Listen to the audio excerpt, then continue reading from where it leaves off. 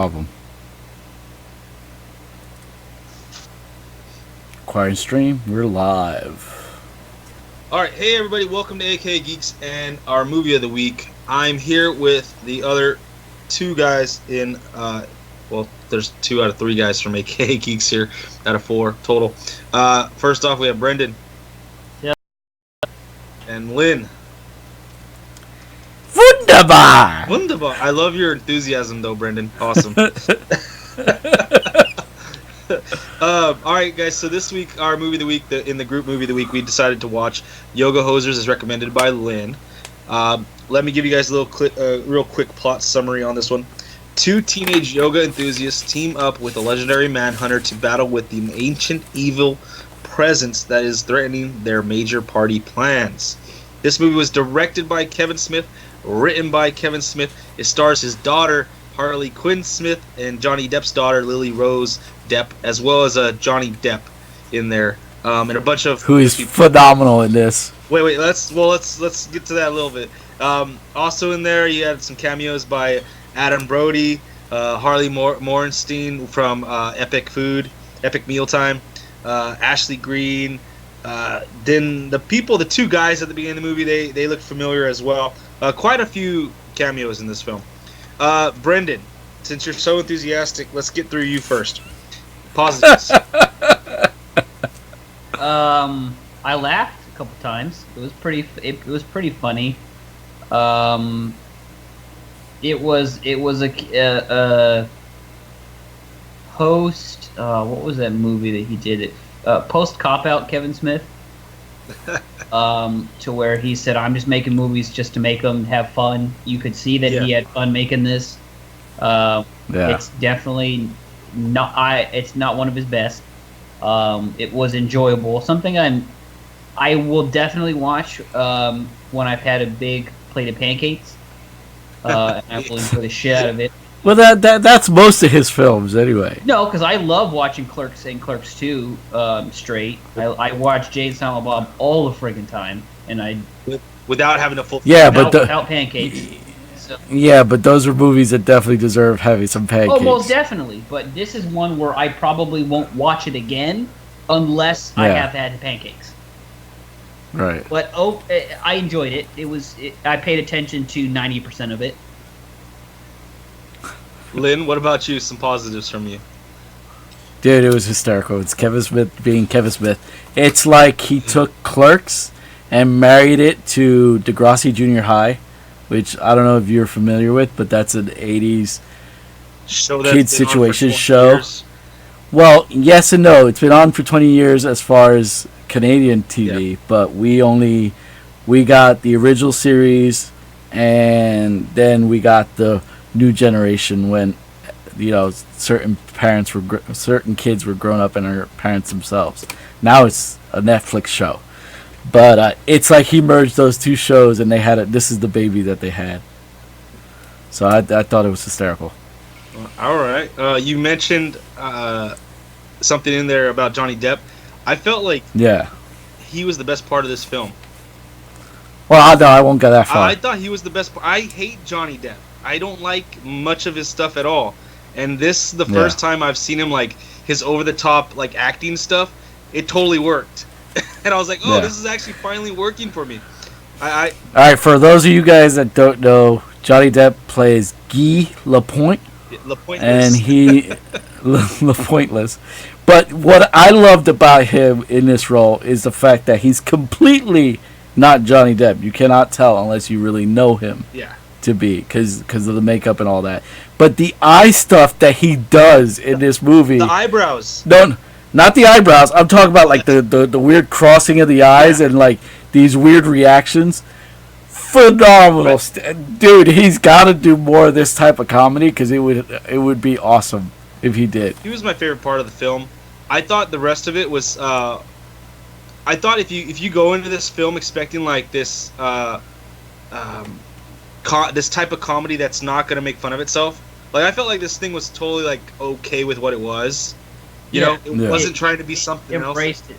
Because one thing it annoyed me at first, but then I kind of like, it's making fun. Nobody's accent was consistent. Nobody's. No. Well, Well, put it this way: the two Colleens, because that's who Harley and Johnny's daughter play. They're both named Colleen, Colleen M and Colleen C. But their sets of parents are completely whack jobs. Yeah. If you notice, and Colleen M, which is Deb's daughter, her dad. No, Colleen M. Is it Colleen M? M No. Is Smith's daughter. Is Harley? Yeah. Okay, so Colleen C. Is Colette. Colette. Yeah, her dad is Canadian, and he married a Jersey girl who pushes that.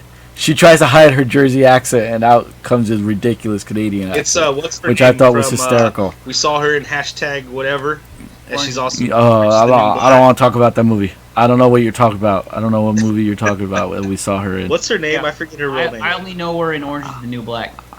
I only know her in Tasha comic book Leon. villains. Leon. Yeah. She's also from the American Pie movies. Well, I only know her from comic book villains. Oh, okay. Yeah, no, the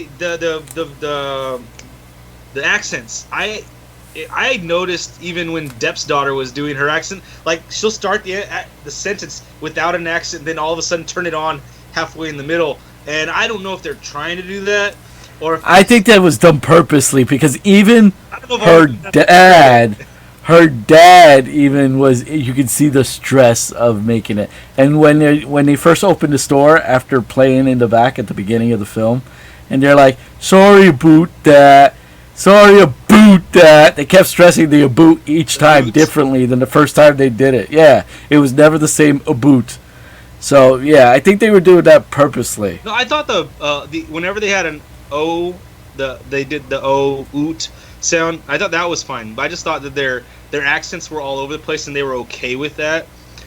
Like it didn't matter the aboot parts and the out parts where they said oot. I thought that was fine that they were over pronunciating that just to make fun of our stereotype of that. And I thought, and who knew you could beat up a bunch of bratwursts, little Hitler bratwursts with yoga poses. It's like Okay, so that's actually just because I don't like those type of people, I did not like their characters. I thought their acting was great, but that oh my god, man, I fucking they were Dante and Randall. So if you don't like them, you don't like Dante and Randall. No, they are not Dante and Randall. Yeah, they are. They are not. I'm talking like the teen. Oh my god! Well, that's selfie like that shit. I hate that shit. But that's where I told you. That's where the Degrassi Junior High or the Degrassi School comes in. That's where that amalgamation. Junior High. I'm glad I've never seen that. But I love. Oh no! I get. There's a lot of Dante Randall in there. Love Justin Long's character. That was awesome. Yeah. I like Justin Long. I find him fucking hilarious. He does these little roles like this. Like he also did in Zack and Miri Make a Porno. Oh my god, Bobby. John St. John or whatever. Bobby St. Van. Bobby St. Vin. Yeah, when he does characters like that, he's freaking amazing. I love when he's talking Warner Brothers the second time. He was like, "What do you mean that's already trademark? I just made it just now." No, when he's talking about Boo Boo. Yeah, he goes, "I made when it he does the whole Boo Boo. 2 days ago. Yeah, it's like 2 days ago. I just came up with it in my own mind 2 days ago. How do you have a trademark on that? They were the most. It's like they're in their own little Canadian world that the outside world doesn't exist. How do you own a character? It doesn't exist. How do you know? How do you own a cartoon? It's not even real. I think overall I was happy with this film because it wasn't trying to be something more than what it was. I think that goes back to what you mentioned, Brendan, about Kevin Smith saying that he's just making movies to have just fun. Having fun. A lot of these days he's just trying to make movies to have fun, something that he likes and his friends will like. And I think this is a movie like. He even says it himself. I've heard him say it. Like, it doesn't get critical acclaim. A lot of people don't like it, stuff like that. But I mean, I enjoyed it for what it was. I don't eat bananas. I'm allergic to bananas, but or pancakes. I mean, but I always say bananas instead of pancakes for some reason. I'm allergic to pancakes. I'm looking at him like, what? Brendan took the thought right out of my mouth. I was like, it's the fluffer in you. Yeah, it's the effect that you're the new AKA Geek Fluffer. I would imagine that this film would be funny after eating those. But yeah, it was cool. Let's go to negatives. Real quick, you could tell he had fun being the bratwurst. Oh yeah, especially considering he only had 4 words that he kept repeating besides Wunderbar. He only kept saying 4 words over. Yeah. But he originally wasn't supposed to be in the bratwurst suit, and he talks about it. He goes, originally it was supposed to be for another actor, but the suit didn't end up fitting him, and he goes like, it was like it was too big for the guy, and he couldn't move around. So Kevin tried it out, and he was like, well, I could do this. And he goes, you know what? I will do this. And he just threw himself into the role. And I remember watching a Yahoo interview that he did with him and his daughter. His daughter interviewed him. And that's the one that he made his daughter tear up. Yeah, and it made me cry because that was around the whole, like, my whole baby thing happened. And I'm like, that, because you could tell was that actually them singing, or was it somebody else? Yeah, no, that's the two of them singing. It was probably them singing and putting the audio over that right then. But it wasn't another actress singing. No, because he took that aspect of them singing from how they are outside as they are, because they're best friends in real life. Yeah, and that's the whole reason why he kept them younger. That was real. That was them like hanging out with each other all the time. Yeah, they've been friends since they were little. So the aspect of them singing in the back was all just what they do on the norm, like if they were home. They did a pretty good job. One thing I was talking, because Kelsey was with me when I watched it this morning. Granted, she didn't know half the actors. I'm like, oh, that's from. She's like, I don't know who any of those people are. I'm like, I'm a cradle robber. So yeah. Ralph Garman playing Andronicus Arcane when he started doing all the imitations of Slice and Arnold. Oh, he killed me. But he used to do a show on Spike called Average Joe. Do you remember that? Yeah. Where he played a host to a reality show, and the only person that was not an actor was the Joe. I loved him in that, and that was my first, involvement with him. But he does a podcast with Kevin, and that's why Kevin used him for Yoga Hosers. One thing I was talking to Kelsey Haley Joel Osment. I know with Lily Rose, you can see depth in her face, but to me, she looks like a tiny Natalie Portman. No, was it Natalie Portman or Keira Knightley? I was thinking the same type of thing. Natalie Portman. She looks like Natalie Portman.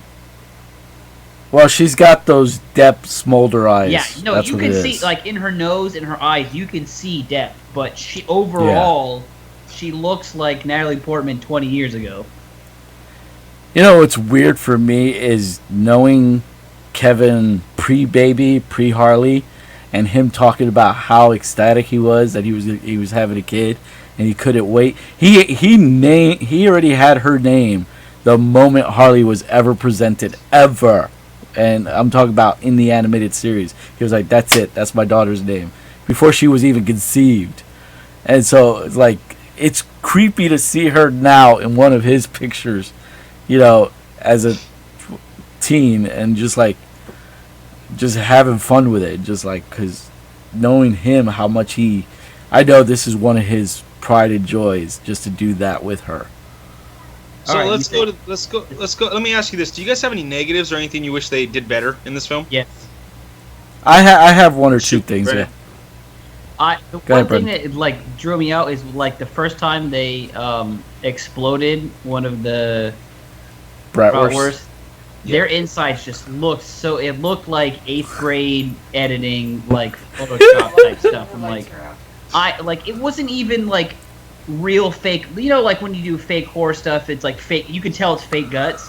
It was all digital, and it didn't hay. I thought it was hay. I didn't realize it was sauerkraut. I didn't realize it was sauerkraut. I thought it was hay and wheat. But he's like, I'm like, what the fuck are they filled with? What is that? And then they literally had to say they're filled with sauerkraut when they talk to Stan Lee.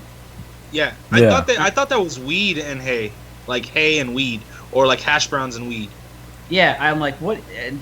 That's literally the one thing that I didn't. That was like, that looks bad. Like that. I'm with you there. That was the biggest thing for anything in the movie. Was it pulled me out. Was killing? Was when they died. It was the worst see, CGI I've ever. I was okay with that just because that was Kevin's like first attempt at anything like that, so I gave that to him. That didn't really pull me out. My thing had to do with one point of the plot line, and it had to do with the two satanic boys, the one that her main interest, and his friend. First of all, beyond douchebags. But they what I don't like about this, and this is odd for Kevin when it comes to characters, because you usually get to know them even if they're small characters. We never know why they were actually chosen, these two girls, to be their sacrifices. Because they're virgins. We never go into. No, I'm not talking about the virgin parts, but why they decided to do this type of, because they're devil worshipping. They were saying this. Yeah, but oh look, I'm a Satanist. I'm just gonna pick these two because I know they're virgins. There's not enough backstory with the two boys. Because what they showed, that kid, the one, it was a popular guy. He's a popular. Yeah. And the other one was Hunter and what was it, Gordon? Gordon Greenleaf. Hunter wasn't a douche. Gordon was a douche. No, they both were douches. One was just stupid. They were both. One was just a douche guy that you'd run on like the Jersey Shore or what have you, but the other one was just more sly at it. Yeah, I didn't get that whole thing. I didn't get that, but I think over. I'm like, yeah, whatever. Yeah, that's the way I think we were supposed to take them, because they could have left those two on the chopping room floor, and the movie would not have hurt. No, it's you know what I mean? Because you needed somebody to get killed to get them arrested. Well, you had Toilet Paper Man. They, they could have had other customers from the shop. Just random customers. These two guys, they didn't have to invest that much time in. I mean, especially considering there's no background on them. Well, the movie is only like an hour and a half. They didn't really invest too much time on them.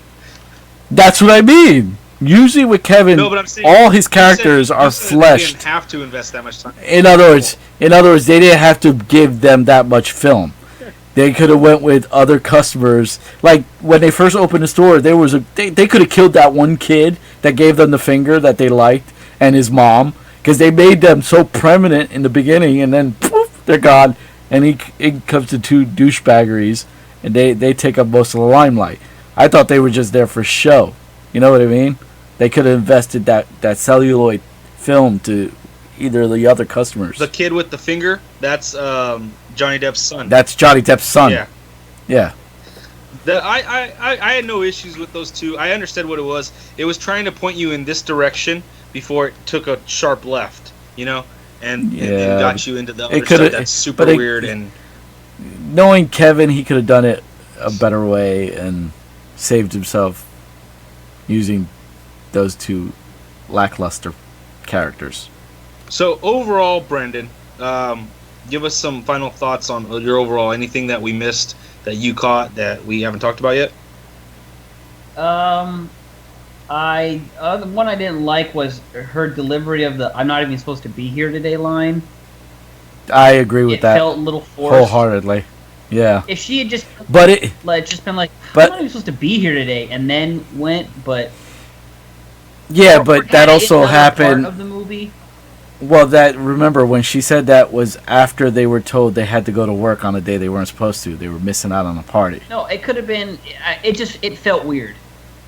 No, it felt forced, like you said at first. Yeah. I just felt like I agree with you. It should have been more softer, more like, I'm not even supposed to be here today. Or after they killed them all, because I'm not even supposed to be here today. I think there was multiple lines that came out like that though. But to me, I would let them go because it's their first movie. Yeah. I was like letting stuff go because it's not trying to be more than what it was.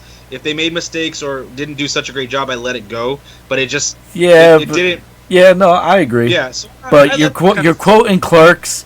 You're quoting Clerks, and they had the right time period to do it because it was after they were told, hey, you're working Friday, you're not going to a party.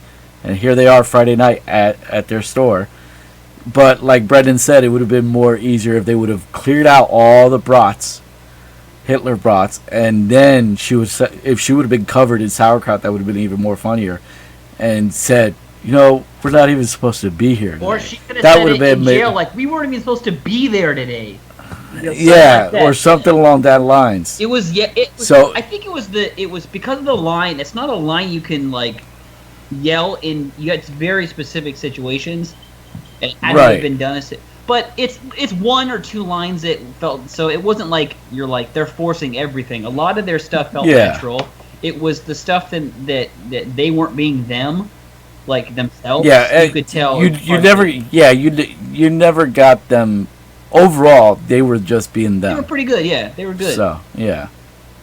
But what would you? Okay, I give it it's a B movie, so I'd give it a B. It's a B movie. It wasn't gonna have a huge theatrical run. It's not gonna have an extended cut 4K Blu-ray release. So. Oh, it should. It should have an extended cut, and with I'm actually looking forward to seeing all of the like deleted and behind the scenes stuff or anything like that. I'll wait for the 10-year anniversary edition because it's like her Clerk. So I'll take it. Yeah, I'd give it a B, a solid B. For what it was. Yeah. Lynn, overall. I agree. Overall, it's a B movie, and that's what I'm giving it as well. It was a lot of fun, which is what it was supposed to be. It's got prepubescent Kevin Smith humor. It's not full on Clerks, so that's a new side of him that we got to see in this type of film work. So I was glad to see it because it's a PG-13 film. This is his first really PG-esque. Type the film. One thing that I missed was like a just comparing to Clerks, like the monologues. There wasn't a lot of there was no Silent Bob monologue. There was no Dante and Randall talking about the Death Star kind of thing. It wasn't nerdy or thing. No, I think they did it differently with them. Like when they were singing a song to the dad to keep him from having sex. I think that was a part of that. They did it differently. And I think that they did it according to the generation that they're playing with, as far as the girls. Yeah, I get so that. So they did it in a different format. And the beavers, when they kept bringing up the beavers, that's another way. So it was in there. Did they explain that? No, they never explained it. You only saw the one beaver in the principal's office, and that's it. I don't care about your beavers. Lynn, so you grade it. B. Okay. I said a B. I didn't. I heard everything else. I missed that. Overall, I enjoyed it. It didn't try to be too much more than what it was. It wasn't pretending to be some a triple star movie that's expecting $100 million opening weekend. It was just trying to have fun and laughing with whatever is happening on screen, and that made me able to put down my guard a little bit, I guess you could say. So that allowed me to enjoy it more. There's better movies, obviously, that I've seen comedy-wise, but this one was still fun. I'd have to give it a B-. It's right up there. It's not something I'd watch very often. I might show it to some friends and watch it on a drunk night or something. B-. Yeah. B-. I wonder what Ed would have thought of it. Probably like a D. I don't know. He's big on Kevin Smith as well. Wait, no, hold on. I got it. I give it a C-. Ask me why. Why? Why are you giving it a C-? It's a hard house film. It's a hard house. So. Oh my God. Brendan. We miss you, Ed. Say goodbye, Brendan. Goodbye, Brendan. Say goodbye, Lynn. Goodbye, Lynn. All right, guys, you can catch us and our podcast every week on iTunes, Google Play, Spreaker. We appreciate all the likes, shares, subscribes. Also, catch us every week. Catch me on Real News. I got one coming up today. every week also movie of the week, and our game nights. Hopefully we'll have some that going up today. But we appreciate you guys joining us for this, talking about Yoga Hosers. Give us suggestions for future movies of the week. We definitely enjoy sharing this experience with you guys. For the other guys, I'm Sean, and I will see you guys